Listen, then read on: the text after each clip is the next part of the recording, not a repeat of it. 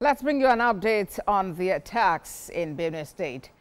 In the nation's capital, the Chief of Defense Staff, General Christopher Musa, has disclosed that informants played active roles in recent attacks in Benue State. The CDS explains that investigations suggest the targets were carefully picked by the assailant, but assures that justice will be served. Sifon has more. It's a string of attacks that continues to dominate discussion until those responsible are brought to book. Barely 24 hours after President Tinubu in Benue State tasked security chiefs to go after those behind the killings in the state, Chief of Defense Staff gives an insight to the roles played by informants. The places they bombed were targeted.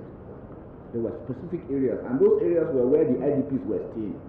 Now the question is, those guys that did it, how did they know that this is where those IDPs were staying? So I'm talking about the communities. Even within the communities, they have people giving information as to what is happening within communities. And those are the things we're saying. And it is because when something lasts for a very long time, you get to have these things. It happens everywhere. It's a human nature. So what we do is, what do we do to mitigate such things?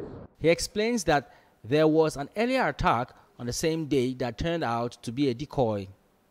Because of the insider information, that actual day that it happened, the troops were there. There was a fake attack in another village. When the troops moved in, that's when they now came in to attack this other one. And that's what happens, because there are people telling them, okay, the troops are here, the troops are there. I can tell you consistently, if troops are moving on operation, there are people that are monitoring them, tell them 3 vehicles, this number of soldiers, this number of this is what they are doing. People are giving them that information. People take food to them. People take even women to go and give them, to tell you how bad it is and how sad the situation is.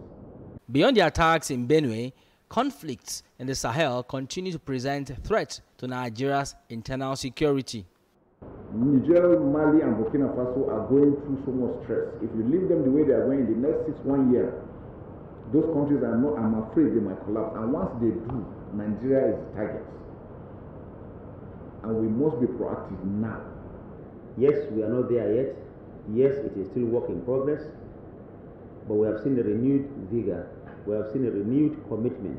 We have also seen a new cohesion and unity within all the parts of our armed forces to ensure that we win this war. For now, the government is pursuing a whole-of-society approach in tackling security challenges in the country. Sifon, TVC News, Abuja.